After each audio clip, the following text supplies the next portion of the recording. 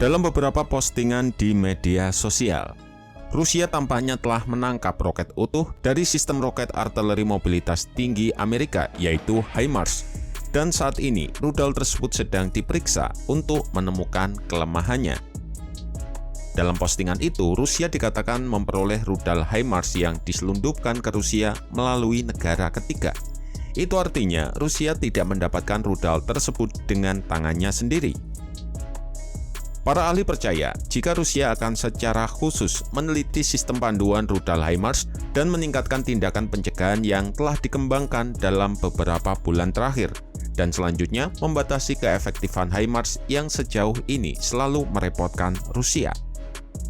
HIMARS awalnya dilaporkan mendapat banyak keberhasilan dengan berhasil menghancurkan pangkalan, gudang amunisi, dan beberapa pusat komando dan kendali Rusia. Bahkan, ia dijadikan target prioritas tinggi oleh Rusia. Kementerian Pertahanan Rusia juga sempat mengklaim mereka telah menghancurkan beberapa peluncur HIMARS dan mencegat setidaknya 100 roket HIMARS menggunakan sistem pertahanan udara.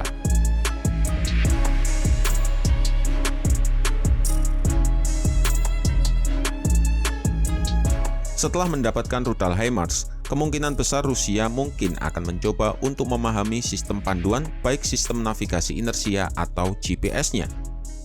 Perlu dipahami juga jika negara-negara dengan industri pertahanan dan basis ilmiah yang maju cenderung tidak sepenuhnya merekayasa balik sistem musuh dan akan secara khusus tertarik pada teknologi atau komponen tertentunya saja.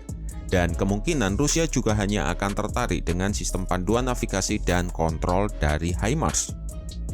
Mereka kemungkinan besar juga akan memeriksa desain roket HIMARS dan menemukan titik lemah dan titik buta yang membuatnya meleset dari target. Setelah mengidentifikasi penanggulangan yang tepat, langkah selanjutnya mungkin adalah membuat produk yang lebih baik yang dapat menutupi kekurangan dari sistem yang ditangkap tersebut. Dengan kata lain, kemungkinan besar Rusia tidak mungkin merekayasa balik segalanya mulai dari paduan roket HIMARS, kontrol, material, dan motor propulsinya.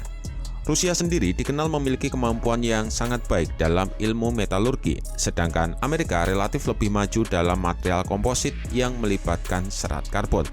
Ini tidak berarti Rusia miskin dalam komposit serat karbon dan Amerika tertinggal dalam hal metalurgi. Hanya saja mereka mempertahankan kemampuan yang signifikan daripada negara lain.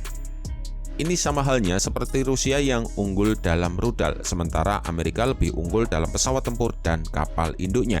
Sementara China berada di tengah-tengahnya dengan rudal jet tempur dan kapal induk yang ingin bersaing dengan keduanya.